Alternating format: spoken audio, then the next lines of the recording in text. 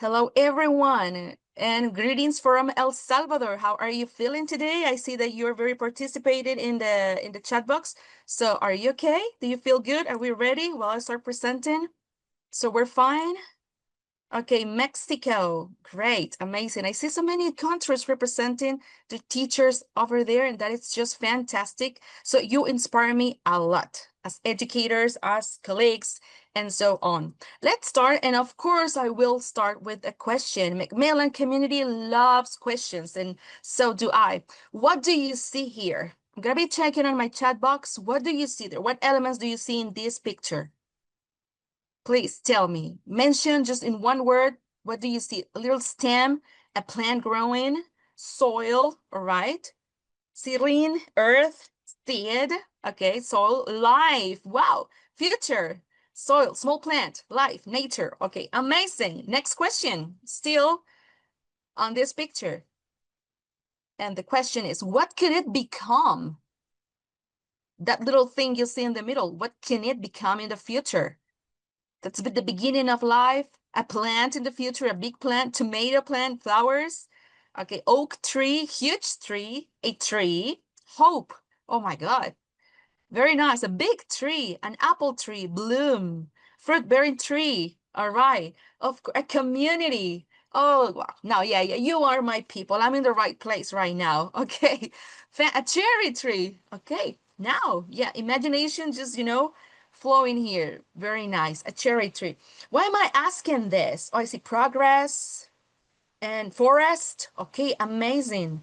Good. What am I asking this? Because that leads me to my second question. Have you ever seen a student transform simply because someone believed they could? Yes, maybe, no, or you have been that student that was transformed. In my case, I was that student. My fifth grade teacher transformed my life with one comment. And then I was that student. Yes, of course. If you can name your students, please, let's honor them in the chat box right now. You can mention either your name or your student's name, people you have seen being transformed just because someone believed in them. And I'm sure that you were the ones believing in them, or you were the ones someone believed in the past. Okay. Of course, you can impact them and transform them in a good or in a bad way, but of course, there is always an impact. So in this session, I really want to share with you with your participation, of course. And I want to tell you this, students can really become what you expect from them, and so can you. So we're going to be speaking about the power of the growth mindset and the expectation, healthy expectations, realistic expectations, okay? Not the expectations that, harm people, hurt people, and they just devastate people for life. No, this is the real expectations that we can actually use in our classrooms. So this is possible, and this is what we'll be discussing about today. So expectations as a foundation, okay? It all starts with expectations, but depending on what type of expectations, this will help you in your classrooms or not, okay? As I was speaking with Will, this has been done for many years already, but now we're more aware of the situation. The more aware we are, the more impact we have in the students, okay? So for example, imagine someone in your classroom saying, I'm not good at English. My accent is terrible. My grammar is just the most horrible thing in the world. I will never learn. That is a fixed mindset. What if we foster growth mindset and we change that idea in their minds and in our minds as well, and we transform that phrase by saying, I'm still learning English and I can improve. I'm just learning. I will do it. I will nail it. Okay, somehow at any point, but it will happen. Okay, we're not just, tolerating mistakes. No, but we're making mistakes part of the progress. As you were mentioning in the previous picture, progress. So that's the difference between a fixed mindset and a growth mindset. And the expectations we'll be using from now on, because I'm sure that if you're already doing this, congratulations. But if you don't, do it more intentionally and you will see the results. What else can I tell you about this? Expectations in our classroom improve academic performance. If I make them believe that they will learn, they will learn. If I frequently, every day saying and telling them, okay, you are great students, you are smart, you are special, you will nail this verb tense, you will master it. Maybe not today, but tomorrow you will. And eventually that will improve academic performance because your interventions as an educator and the courage students will be learning from you as well, that will give you results, academic performance. Expectations also foster greater motivation and engagement. They know that that is the English class in which the teacher believes in them. So that will make more motivated and more engaged and more encouraged students. Okay. It also, well, expectations also enhance self-esteem and confidence. Why? Because right expectations blend emotional intelligence with practical pedagogy. It's like, okay, I'm teaching you a language. I'm helping you. I'm guiding you. I'm instructing you on how to learn a new language. But I'm also working on your resilience, on your work team skills, on your empathy, on your patience, okay, on your self-dialogue, self-talk, and so many other things that we can do with emotional intelligence and English, and of course, the correct expectations on students. And my favorite part of expectations, they produce inclusive and growth-oriented classroom culture. In my classroom, we understand that mistakes are part of the progress. Okay, that you will make mistakes once or twice or maybe 3 times or 4 times, but you will learn the thing. Okay, we're not making fun of anyone in this classroom. So this is the culture in my classroom. We respect each other. We learn together. We help each other grow. We help each other learn. So right expectations, because I believe they can do it.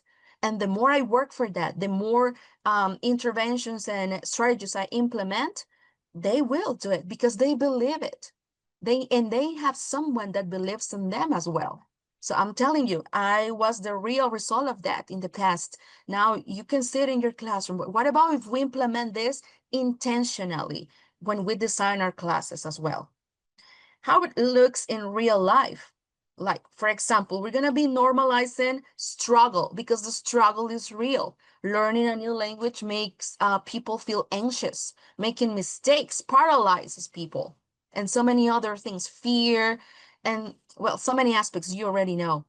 But in my classroom, mistakes mean your brain is growing, that you're learning a second, a third language. Can you imagine how important that is, how smart that makes someone? So normalize the struggle. We're not going to stay there in the struggling area forever. No, but we're encouraging to move on from that. But it's normal to start in that stage. Students will feel safe and they will know that their English class is a safe place. Praise the effort, not the talent. We have so many students that maybe their intelligence is not specifically the linguistic one, okay? Maybe they have a different type of intelligence, they have a different type of learning style, but they're still important. So we're gonna be praising the effort, right? We do have marks, we do have scores to report and everything. That's important and necessary, but I will praise the effort. Okay, you didn't pronounce this today, but you will pronounce it tomorrow. What about the past of the regular verbs?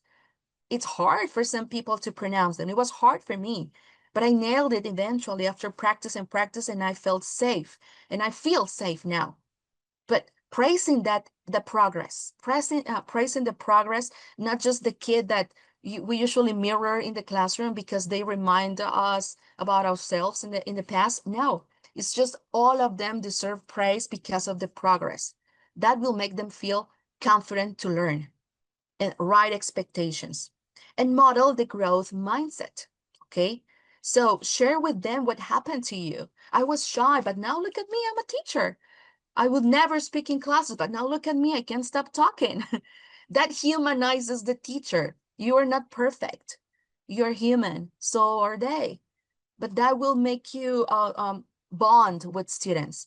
They will look familiar in yourself and they will say, okay, if the teacher could do it, I can do it. And especially because that teacher that could overcome so many other situations is believing in me now. How important that is. So please, I know you're great teachers. The fact that you're here is that you want to be better and better teachers because I know you're already the best, but you can be even better on that. Okay. So yeah, they may have different type of struggles and I know sometimes the outcomes that we are supposed to meet may overshadow the expectations, but it's possible. It's possible. I mean, if we really want to do it, I think there's always a way to find solutions to apply this. And please, let me be very honest. When we talk about expectations, I'm speaking about realistic expectations, not the unrealistic ones. They are at one level. I will never expect them to be on a higher level. And it's not because I don't believe they can do it, but they are in a specific stage of the English language. So my expectations should be, once again, healthy and realistic. Otherwise, that will frustrate students and frustrate you as a teacher as well. So be honest. I know they have all the potential, but right now at this level, these are my expectations. High expectations, but still in my control area, my control activities, my control area of monitor and everything. So set realistic expectations, not unrealistic. And not, once again, not because they cannot do it. It's because the stage demands a specific set of expectations. Okay, now the question here is, okay, Maira, very beautiful. It sounds very romantic. I know, but does it really work? Well, let me tell you four short stories about this, if this really works. So this is Manuel. He was my student when he was 14 years old, shy teenager. He would never speak in front because he was panicked of the audience, of speaking in public. And I was encouraging him day and night, every day in English classes, you know, motivating him, making him feel safe. And now he's an English teacher. Look at the other picture. He is an English coach in an academy. Oh my God, I'm so happy when he sends me these photos. And I actually texted him, and I'm going to talk about you again because you're amazing. Now, the next person I want to introduce you is Sara. Sara is part of my community project and in English. And she told me that she will never use a smartphone because someone told her she was not a smart girl. And I was, come on, you're brilliant, you're beautiful, blah, blah, blah, blah, you know, real blah, blah, blah, okay? Now she can use a smartphone, and she uses it to Google songs in English that she is now memorizing as part of his journey in English. So she's just 6, and now she's a smart girl with a smartphone. Meet Vanessa. She was also my student. She was afraid, terrified of speaking. If Manuel was shy, this girl was a mute girl. She would never speak. She won a scholarship in one of the most prestigious universities in the classroom by speaking English. Okay, she did it. She speaks what's necessary. She's not like a talkative girl, but she speaks English, and she got a scholarship. And then my countryside boy, I met him when I was his teacher at college, his professor, and shy. He couldn't speak English. And I said, okay, Danilo, you are smart. You are brilliant. You got a scholarship in this university. So I was encouraging him in healthy expectations. Now he's in New York studying a master's degree. And now he's part of the finance and investment club, speaking full English all the time. Different ages, different contexts, and they are real. These are people that really inspire me. And I set high but healthy expectations on them. So what about expectations for us educators? When we expect growth in others, we grow too. Expectation isn't just a pedagogical tool. It's a mirror for our own evolution. If you help others grow, you will grow as well. And let me finish by telling you this, dear teachers. If we dare to architect expectations, we stop teaching English and start building futures, one mindset at a time. I truly believe you can do it.